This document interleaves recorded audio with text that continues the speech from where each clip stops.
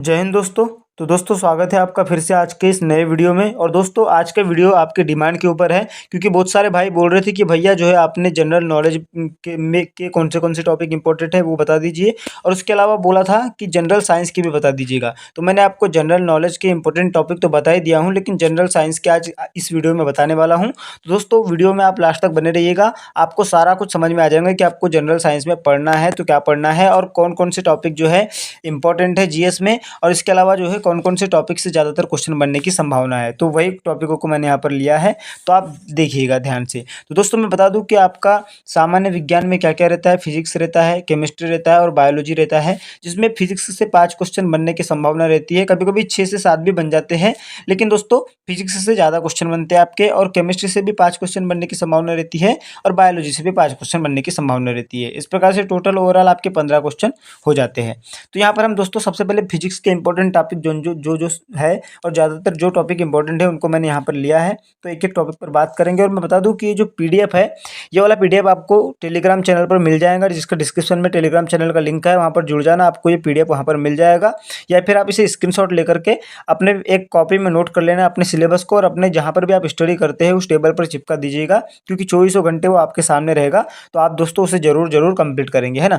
तो स्टार्ट करते हैं वीडियो को। तो सबसे पहले हम फिजिक्स के टॉपिक को देखेंगे। तो फिजिक्स में टॉपिक कौन कौन से हैं तो देख सकते हैं।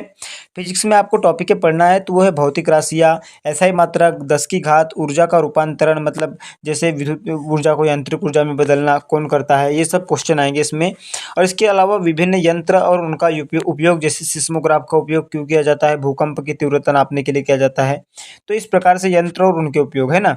विद्युत धारा के बारे में आपको पढ़ना है, और जल का असामान्य प्रसार, यहाँ पर अ लिख देना, सामान्य प्रसार हो गया, लेकिन यहाँ पर असामान्य प्रसार लिखना है आपको।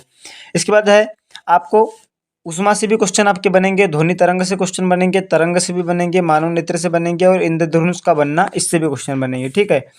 इसके बाद आपको बता दूं आपके जो है दर्पण और लेंस से क्वेश्चन बनते हैं, और प्रकाश से क्वेश्चन बनते हैं, और उत्प्लावन से बनते हैं, और दाब से बनते हैं, और पृष्ठ तनाव से बनते हैं, ठीक है। तो इन टॉपिकों को आपको कवर करना है। इसके अलावा कार्य ऊर्जा शक्ति को कवर करना है, अपकेंद्रीय बल को कवर करना है, गुरुत्वाकर्षण को करना है, और बड़ा जी और छोटा जी के मान को भी, और न्यूटन के गति के नियम, और भौतिकी संबंधित महत्वपूर्ण खोज, जैसे दोस्तों टेलीग्राम का आविष्कार किसने किया, ये सब चीज़ों को आपको जो है कवर करना है, ठीक है। तो ये फिजिक्स आपको यहाँ पर इंड होती है। इसके बाद आ जाती है आपका सेकंड पोर्शन केमिस्ट्री, जो कि 5 नंबर का रहता ही रहता है। मैं आपको बता दूं, हो सकता है कभी 4 आ जाए, और इधर में फिजिक्स का वेटेज ज़्यादा कर देता है तो केमिस्ट्री का वेटेज कम कर देता है, लेकिन फिर भी 5 क्वेश्चन मान के चलिए आपके एग्जाम में बनने के पूरे चांसेस है। तो यहाँ पर आ जाता है पदार्थ एवं उनकी प्रकृति, ये आपको पढ़ना है। परमाणु संरचना पढ़ना है, संयोजकता पढ़ना है, ऑक्सीकरण व अपचयन पढ़ना है, और आपको तत्वों की आवर्ती वर्गीकरण पढ़ना है, ठीक है।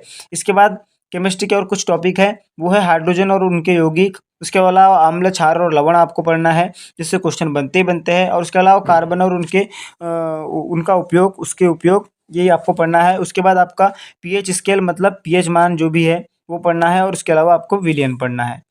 इसके बाद बात करेंगे दोस्तों बायोलॉजी की। तो बायोलॉजी में कहाँ कहाँ से क्वेश्चन बनते हैं, तो मैं आपको बता दूं, बायोलॉजी में आपके जो क्वेश्चन बनते हैं वो बनते हैं विज्ञान और उसकी शाखा से। इसके अलावा दोस्तों रोग से, और विज्ञान और उनकी शाखा, मतलब मैं आपको बता दूं क्या होता है। जैसे मान के चलिए मधुमक्खियों का अध्ययन क्या कहलाता है, कीटों का अध्ययन क्या कहलाता है, चींटियों का अध्ययन क्या कहलाता है, ये सब विज्ञान की शाखा के अंतर्गत आते हैं, है ना। और रोग के बारे में आपको पढ़ना है, जैसे कुत्ते के काटने से जो भी रोग होता है, मलेरिया, मच्छर के काटने से, ये सारे रोगों को भी आपको कवर करना है। उसके अलावा आपका विटामिन जो है, ए की कमी से कौन सा रोग, बी की कमी से कौन सा रोग, सी की कमी से कौन सा रोग, और विटामिन ए यानी किस चीज़ से हमको मिलता है, ये सारी चीज़ को आपको कवर करना है। उसके अलावा मानव शरीर और एंजाइम को कवर करना है, और रक्त कोशिका को कवर करना है, ठीक है। यानी रक्त और कोशिका को आपको डीपली पढ़ना है। तो ये बायोलॉजी से यहाँ से ज़्यादातर क्वेश्चन बनते हैं, और इनके ऊपर हम क्वेश्चन भी लाने वाले हैं। ये वीडियो बनाने का मेन मकसद ये है आपको सिलेबस से अवगत कराना, ताकि जो है आप अगर से आपके पास समय बच रहा है तो आप अपने तरफ से एफर्ट लगा के यूट्यूब पर जो है सर्च मार करके इन टॉपिकों को पढ़ ले, या फिर आपके पास कोई भी बुक हो तो इन टॉपिकों को पढ़ ले। और नहीं तो फिर दोस्तों आपको तो पढ़ना है तो पढ़ेगा ही पढ़ेगा, और उसके साथ साथ मैं भी इनमें से जो इंपॉर्टेंट चैप्टर है उनकी एक एक जो है क्लास लेकर के आऊँगा, जहाँ से एक क्वेश्चन बनना है ना। तो उनकी क्लास लेकर के आऊँगा। तो दोस्तों ये था हमारा आज का वीडियो के माध्यम से मैं आपको बताना चाह रहा था कि आपका जो है कि जो जीएस है, जीएस में आपको क्या क्या कवर करना है, ये मैंने आपको बताना चाह रहा था इस वीडियो के माध्यम से। तो आपका फिजिक्स, केमिस्ट्री और बायोलॉजी को इस प्रकार से 5-5 क्वेश्चन को आप अपने पक्के कर सकते हैं और अपना सिलेक्शन 100% ले सकते हैं। तो दोस्तों यही था वीडियो के माध्यम से आपको समझ में आ गया होगा कि जीएस में आपको क्या पढ़ना है और कौन कौन से टॉपिक इंपॉर्टेंट है, और आपके सामान्य विज्ञान का पूरा डाउट भी क्लियर हो गया होगा। अगर से क्लियर हुआ होगा तो चैनल को सब्सक्राइब कर देना और वीडियो को शेयर भी कर देना उन भाइयों तक जो तैयारी कर रहे हैं आपके परिचित के, ताकि दोस्तों उनको भी ये जानकारी मिल सके। और फिर भी कोई डाउट होगा तो कमेंट में बताना। जय हिंद, जय भारत।